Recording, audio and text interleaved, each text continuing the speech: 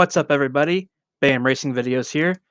I'm the man behind the camera, Brandon Metler, and welcome to the sixth episode of my new Left Behind series that highlights the lost, forgotten, and abandoned racetracks in the United States. In this episode, we will visit two dirt tracks in the Midwest that sit dormant in our country's heartland. Sit back and jump back in time with me as we visit Southern Ohio Speedway and Brown County Speedway.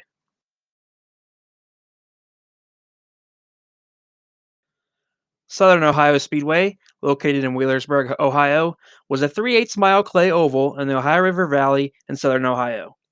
Built in 1967, the track spent its 50th year since construction in one of the worst ways possible with its final race ever. The track had previously closed for a 3-year period in the 1980s before having another 3-year break in the early 1990s. Issues with the track led to several other dry spells, including a 4-year break at the turn of the century and a 5-year break from 2006 to 2011.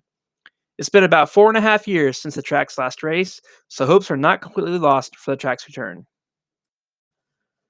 The facility held a capacity of 3,000 spectators, which was a great size for a rural Ohio short track.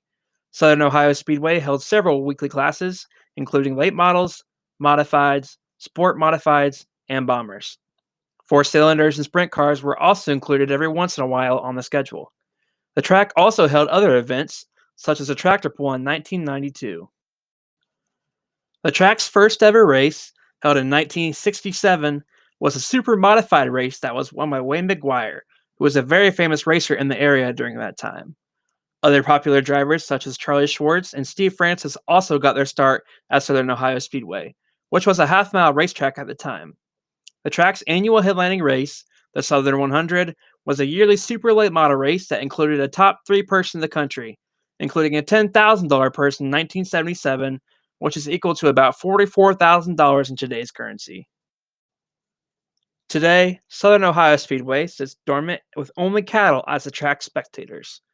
The track is still in decent shape considering it has sat for the last 4 or 5 years. Many drivers and fans in the area have gotten their racing fix at the nearby Portsmouth Raceway Park, which sits just over 20 minutes away. If you've ever been to Southern Ohio Speedway, feel free to tell me any interesting stories in the comments. To wrap up Southern Ohio Speedway, enjoy this short video from 1991 provided by the track's old YouTube channel. Watch them, here they go. They are right up side by side.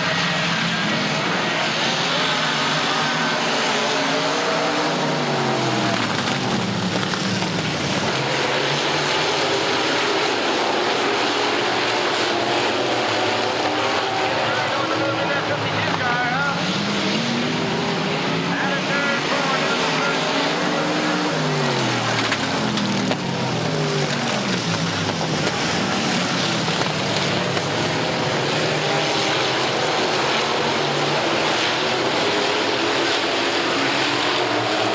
lead on Callahan. They go out of turn four and roll down the front chute. Carrier gets number 3.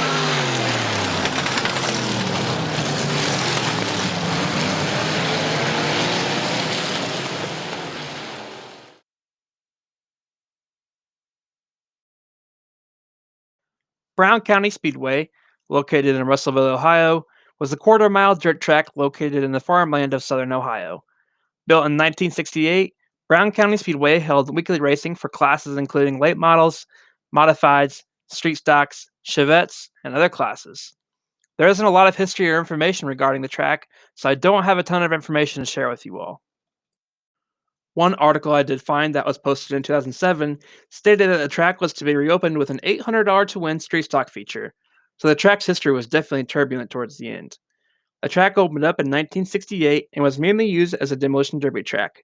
It is noted in history that the track was used as a dedicated racetrack for stock car racing sometime in the 1970s all the way up until sometime in the early 2000s. As I mentioned, the track was slated to reopen in 2008, which was successful all the way up until 2010 when the track held its last race.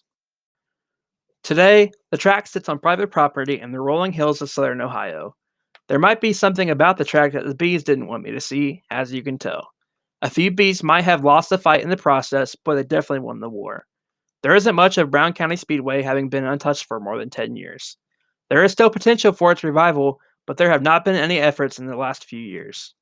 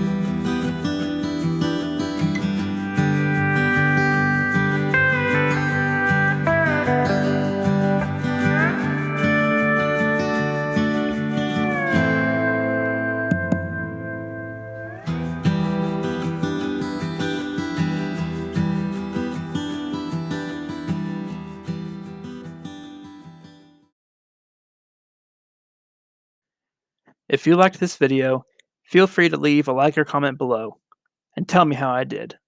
I'd love to hear any stories you have about the tracks in this video, and I'd even like to hear if I got any information wrong that you may know about. Please consider supporting me as described in the description of this video. Don't forget to subscribe so you don't miss out on the next video in this series. I can't thank you enough for watching. Support your local short tracks so they don't become left behind.